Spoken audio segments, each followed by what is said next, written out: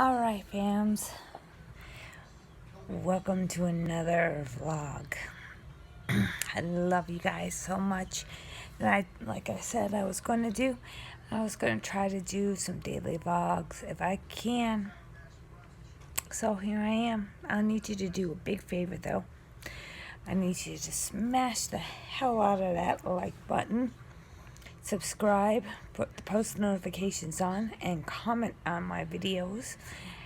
Be sure to follow me on Instagram, Snapchat, Twitter, YouNow. I do have a YouNow, which is JenD_. It's me TV. Be sure to go check that out. I do live broadcasts on there, as well as Instagram. I do live broadcasts on that as well sometimes, depending on what's going on. But I really do appreciate you guys being here and watching this video, or if you do see this video. I don't have very many subscribers, but I still managed to do something for you guys. And today is not going to be any different than any other day. Instead of me doing a life vlog, where I'm just doing my own little thing and showing you my life, which I'm on my day off, so I'm just going to relax today. But I'm also going to read some stories to you. Scary stories. It's a Reddit, and I've been hearing that the Reddit's been doing pretty good on, view-wise. So if you want to, be sure to go and let your friends know that there is a channel out there that does Reddit every once in a while, and I will do that. If you guys got anything that you want me to read, be sure to let me know. DM me in on my Instagram or on my Twitter account, and I will go to there and I will check it out and see what the Reddit is. I love doing scary stuff, so be sure to you could do like other stories too if you want to do something else. But we got to keep it friendly people, so be sure to make sure that when you're doing the stories, you're looking them up, or you have a story that you want to tell that is not naughty. We don't want that. Yeah, I'm not about to get my little butt in trouble with YouTube for it. So, anyway, here's some stories that I found. It's called, it's like 12 terrifying ghost stories you shouldn't read alone. And it does tell you that, disclaimer on it says, whenever you believe in ghosts or not, it's not as tough not to get freaked out when you're alone, to hear something bump in the night, or even hear a voice. The stories below will freak you out, so it's best to read these with someone, preferably a friend and not a stranger. You've decided to creep up ahead on the street. That's a very scary picture too on here. You guys see this picture, guys? There's the picture that they give you.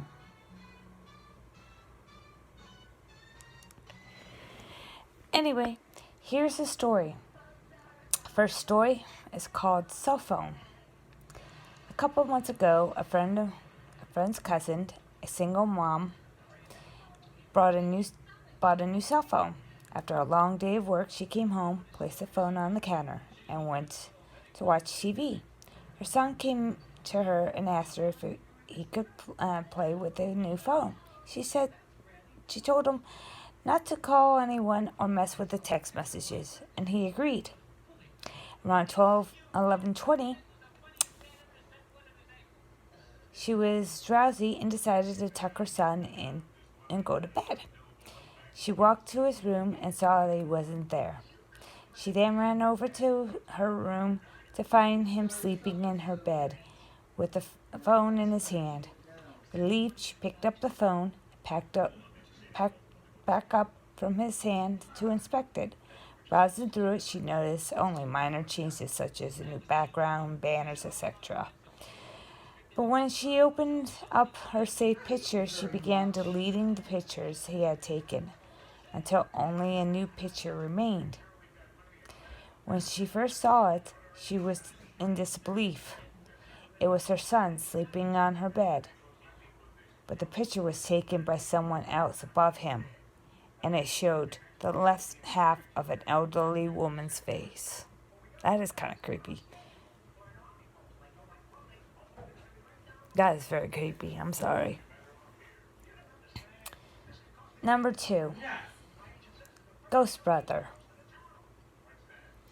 My house was built in 1904. It was a single-family home, wooden frame sitting on a concrete block foundation. I've been living here for about 12 years. Of all the weird things that my sibling and me have seen and heard in the house, this one event was my favorite. This happened to my brother.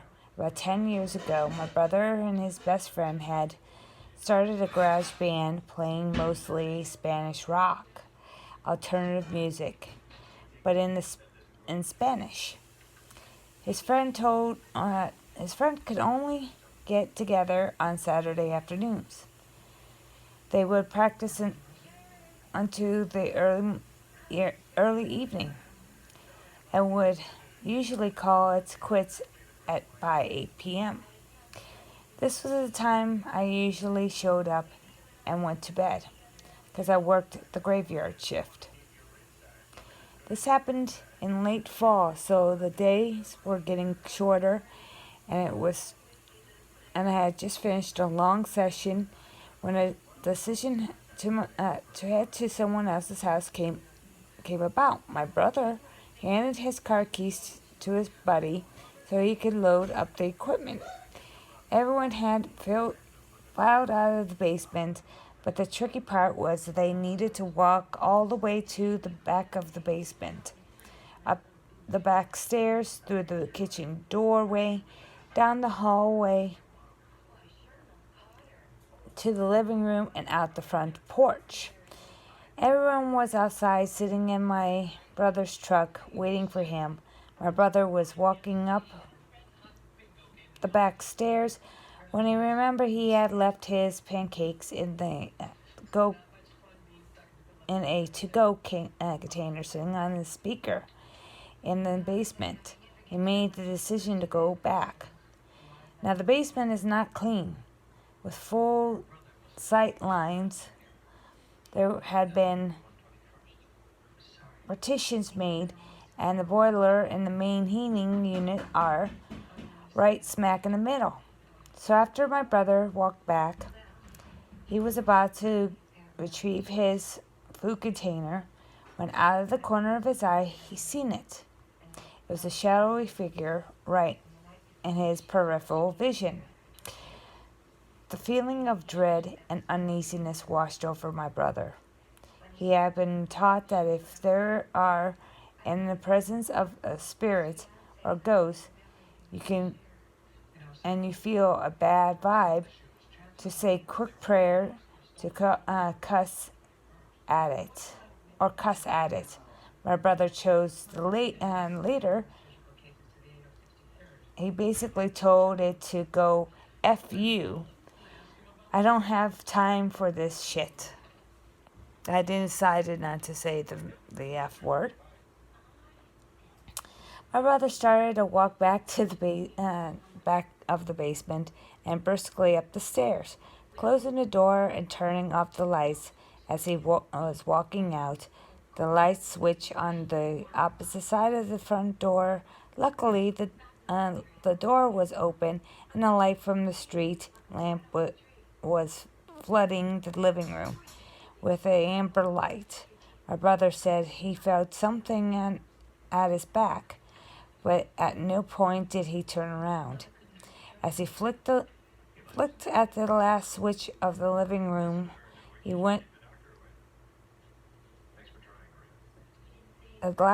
as the flicked of the last switch in the living room went dark, he did the rest of the house. As he stepped out, he pulled on the door, closing it behind him, still holding his food container in one hand and jogged down a few porch steps. He walked towards the front gate. Our house resides far from the main street, essentially having a large front yard but no rear garage. As he closed the gap between himself and the friend uh, land landed truck, he kind of smiled and he thought things over in his head, made mad at himself for spooking out when he was no reason. He climbed to the driver's side of the truck, putting on his seat belt and getting ready to pull out of the parking spot directly in front of him of the house. When one of his friends asked, "Hey, wait, what about your brother? Isn't he coming with us?" My brother answered, "What do you mean? He went to work early tonight. He's already gone. Do you see his car anywhere?" The next question they asked, "So then who was walking behind you when you were leaving the house?" Oh my God, that's kind of eerie. That is eerie. Wow.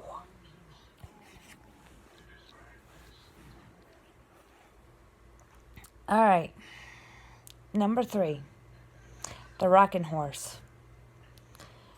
One night when I was about 10 or 11, I had trouble falling asleep. My bedroom was on the entire top floor of our house, with my bed and such being on the left side and the storage closet and the play area being on the right.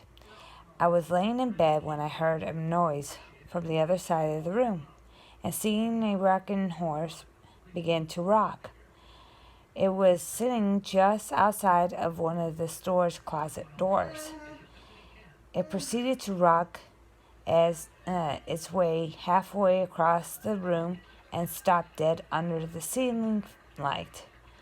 At that point, I was freaking out and just buried my head under the blanket and never peeked out again until morning. It was all confirmed to be a dream, as the rocking horse was still in the middle of my room when I woke up. Furthermore, I got a stern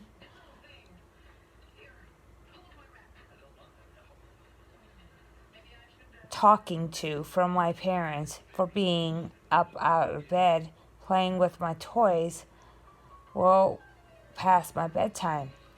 Their bedroom was directly below the storage closet area, and they had heard the creaking of the rocking horse scuffling around in the room. Oh, wow. That's crazy. That is crazy.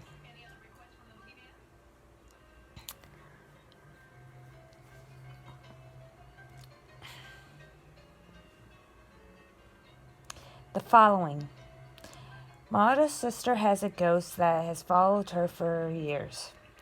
I lived with her once for about 3 months, and so weird stuff happened all in that time. All my sisters would say to me when I mentioned it was that her ghost didn't like me being there. Things like going to bed with everything locked up and switched off, and waking up in the morning with the back door open, lights on, and the kettle switched on. One night, my sister and I were getting ready to go out, and I asked to borrow her liquid foundation. I used it and put it back where she kept her makeup. 10 minutes later, she asked me for it, and it was nowhere to be seen. She accused me of taking it and made me buy her a new one, and I refused to listen to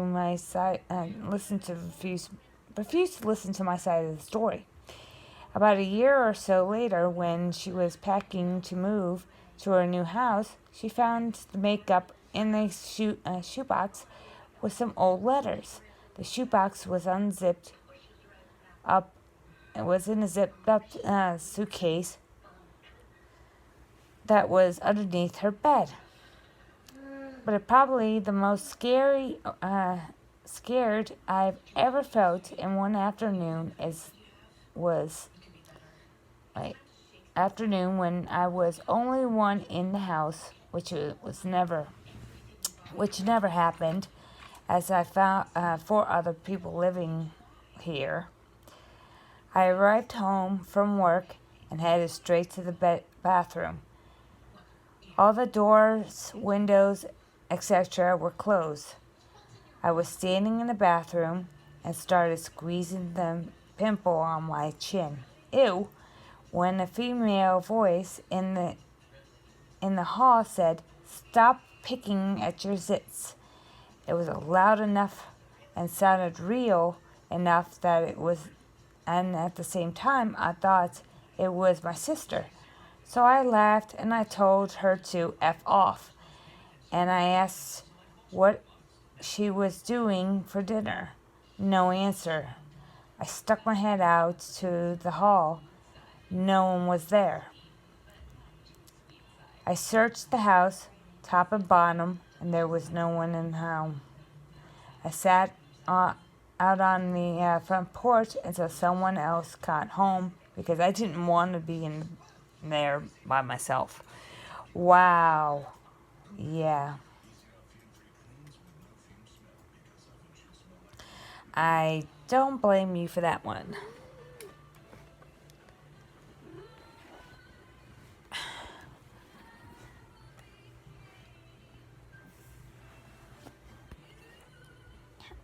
All right.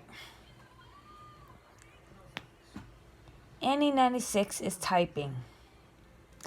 This is much more of an interactive experience than anything else on the list.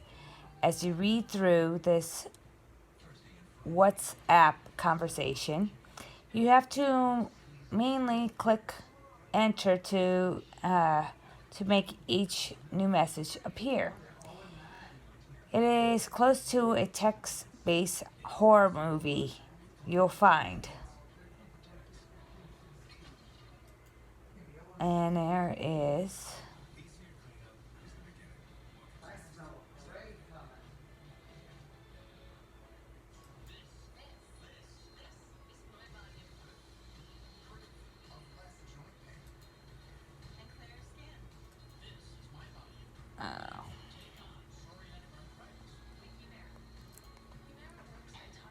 unfortunately, that one requires me to put an extension in, and I will not do it. So, I don't want to screw up my computer. So, let's move on. I might just delete that one out. Next, the Whispers. This is a story I do not often tell. I promise sincerely that this scared the life out of me. And although I have looked at the psychological explanation for what I heard and natural explanation for what occurred, they remain unsatisfactory. When I was a child, I was scared of the dark. I swore to my mother, I heard voices in it. They were not evil, but they were not familiar, and so they scared me. It was not uncommon in the middle of the night for me to walk up and hear whispers, as I would call them when asking my mom. She figured they were just bumps in the night and typical kid nightmare material. I tried often to explain to her that it was more than that they sounded different from one another, and the way the people's voices do. On some nights I would get so scared from these whispers that I would sleep in my mom's bed with her. It was an added bonus that the bedroom was directly outside of her bedroom door for my late night tinkles. I should add to this point that when I walked out of the hallway to go to the bathroom, you looked directly down the stairs that would lead into the living room on the first floor, as my mother's bedroom was on the second floor. On such nights around Christmas, I woke up and felt the need to relieve myself. I walked out from the door and distinctly heard a phrase, "Look," and at my astonishment, a red light, almost like a spotlight, was cast upon the wall and at the very bottom of the stairs. The light had no other source. It was by itself and was transfixed by it. I was transfixed by it. Being a little kid, it was only being a few days from Christmas, I knew what the light was. It was Santa. How else could he get into my house to know I was being a good boy? I was so excited. I began walking down the stairs to greet him, picking up my pace after a good second step, and began to creep off the wall and fade into the darkness in my living room.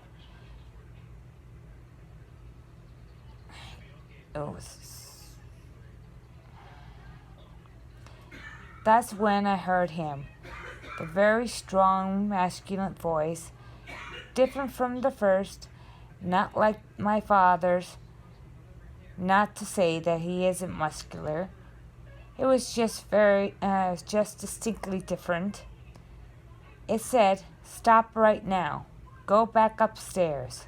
I listened, turned around, and what happened next, I am not sure. I would believe it if someone had told me this was the same story. After reaching the top of the stairs, I heard the very loud crash that sent me running back into my mother's bed, where I jumped straight under the covers and stayed there to the whole night. When I woke the next morning, the lights, little Christmas flower lights that glowed red, my mother, placenta lights, little Christmas flower lights that glowed red, my mother had put on the railing down the stairs were pulled straight down to the bottom of the stairs. Someone had broken from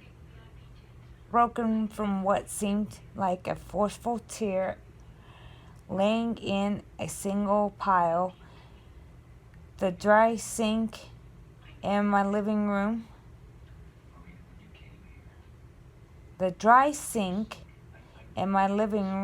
had fallen from the wall.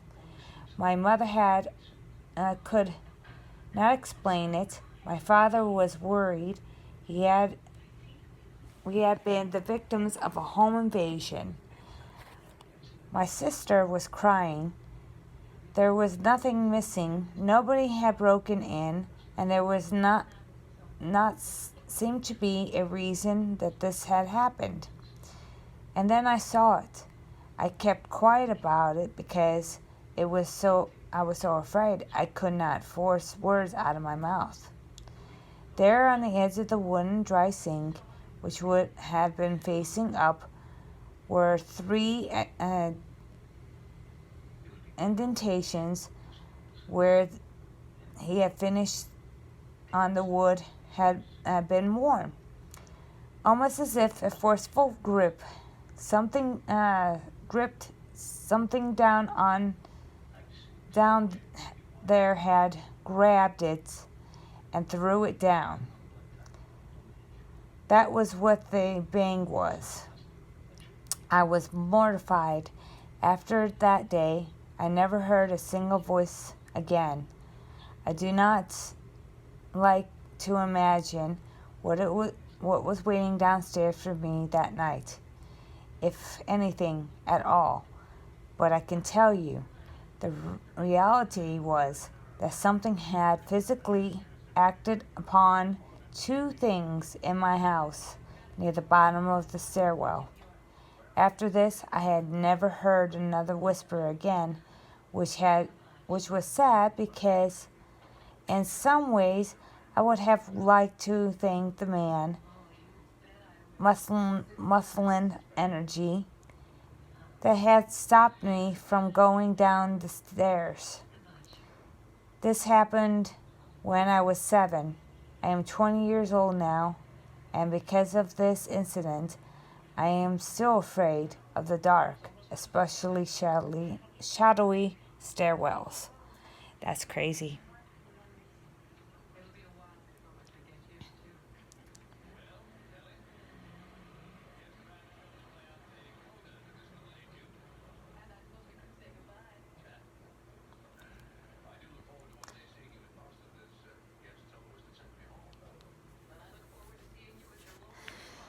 Alright, so there's more here. I might read one more and then that'll be the end here. I gotta let you guys go because it is getting to be 20 minutes or 30 minutes long. It's very long, and I gotta edit this. The grandfather. My grandfather told me this story about how one time he was sitting in a chair in the front of the house when he heard his wife repeatedly calling him from the inside of the house. The thing is, my grandmother passed away a few years before that, but he told me that the voice was so pressing that he actually got up, looked inside the house. As soon as he got inside, he heard a loud crash behind him. Turned around to see that the chair he had been sitting in a moments ago had been crushed by the cast iron gutter that fell on it. If he hadn't come inside the house, he would have probably been seriously injured. I don't know if it's a paranormal or not, but every time I think about it, it sends chills down my spine. That would send some chills down my spine as well. I'm sorry, but that is really scary.